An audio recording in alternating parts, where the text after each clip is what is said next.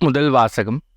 எங்கள் கைவினைப் பொருட்களை நோக்கி எங்கள் கடவுளே என்று இனி சொல்ல மாட்டோம். இறைவாக்கினர் ஓசையா நூலிலிருந்து வாசகம். அதிகாரம் 14, இறைவசனங்கள் 1 முதல் 9 முடிய. ஆண்டவர் கூறுவது: இஸ்ரேலே, உன் கடவுளாகிய ஆண்டவரிடம் திரும்பி வா. நீ உன் தீச்செயலால் வீழ்ச்சியுற்றாய். இம்மொழிகளை ஏந்தி ஆண்டவரிடம் திரும்பி வந்து இவ்வாறு சொல்லுங்கள்: தீவினை அனைத்தையும் அகற்றியருளும், நன்மையானதை ஏற்றுக்கொள்ளும். நாங்கள் எங்கள் வாய்மொழியாம் கனிகளை உமக்கு அளிப்போம். அசீரியர் எங்களை விடுவிக்க மாட்டார்கள். குதிரை மேல் நாங்கள் ஏறமாட்டோம். எங்கள் கைவினைப் பொருள்களை நோக்கி எங்கள் கடவுளே என்று இனி சொல்ல மாட்டோம். திக்கற்றவன் உம்மிடத்தில் பரிவை பெறுகிறான் என்று சொல்லுங்கள். அவர்களுடைய பற்றுறுதியின்மையை நான் குணமாக்குவேன். அவர்கள் மேல் உளமாற அன்பு கூர்வேன். அவர்கள் மேல் இருந்த என் சினம் தணிந்து விட்டது. நான் இஸ்ரேலுக்கு பனி போல் இருப்பேன். அவன் லீலி போல் மலருவான். லெபனோனின் மரம் போல் வேரோன்றி நிற்பான். அவனுடைய கிளைகள் விரிந்து பரவும். அவன் பொழிவு ஒளிவ மரம் போல் இருக்கும். லெபனோனைப் போல் அவன் நறுமணம் பரப்புவான். அவர்கள் திரும்பி வந்து என் நிழலில் குடியிருப்பார்கள். கோதுமை போல் தலை தோங்குவார்கள். திராட்சை கொடி போல் செழிப்படைவார்கள். லெபனோனின் திராட்சை ரசம் போல் அவர்களது புகழ் விளங்கும். இனிமேல் எப்ராயிமுக்கு சிலைகள் எதற்கு? நானே அவனுக்கு செவிசாய்த்து அவன் மேல் அக்கறை கொண்டுள்ளேன். நான் பசுமையான தேவதாரு மரம் போன்றவன். உன் கனி எல்லாம் என்னிடமிருந்தே வரும். ஞானம் நிறைந்தவன் எவனோ அவன் இவற்றை உணர்ந்து கொள்ளட்டும். பகுத்தறிவு உள்ளவன் எவனோ அவன் இவற்றை அறிந்து கொள்ளட்டும். ஆண்டவரின் நெறிகள் நேர்மையானவை. நேர்மையாளர்கள் அவற்றை பின்பற்றி நடக்கிறார்கள். மீறுகிறவர்கள் அவற்றில் இடறி விழுகிறார்கள். இது ஆண்டவரின் அருள்வாக்கு. இறைவா, உமக்கு நன்றி. பதிலுரை பாடல். ஆண்டவரே, என் வாய் உமக்கு புகழ் சாற்றிடும். கடவுளே, உமது பேரன்புக்கேற்ப எனக்கு இரங்கும். உமது அளவற்ற இரக்கத்திற்கேற்ப என் குற்றங்களை துடைத்தருளும். என் தீவினை முற்றிலும் நீங்கும்படி என்னை கழுவியருளும். என் பாவம் அற்றுப்போகும்படி என்னை தூய்மைப்படுத்தியருளும். ஆண்டவரே, என் வாய் உமக்கு புகழ் சாற்றிடும்.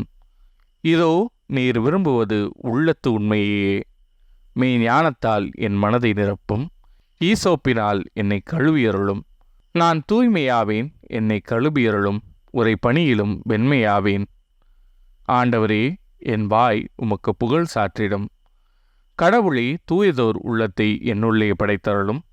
உறுதி தரும் ஆவியை, புதுப்பிக்கும் ஆவியை என்னுள்ளே உருவாக்கியருளும். உமது முன்னிலையிலிருந்து என்னை தள்ளிவிடாதேயும். உமது தூய ஆவியை என்னிடமிருந்து இழுத்து விடாதேயும். ஆண்டவரே, என் வாய் உமக்கு புகழ் சாற்றிடும். உம் மீட்பின் மகிழ்ச்சியை மீண்டும் எனக்கு அளித்தருளும். தன்னார்வ மனம் தந்து என்னை தாங்கியருளும். என் தலைவரே, என் இதழ்களை திறந்தருளும்.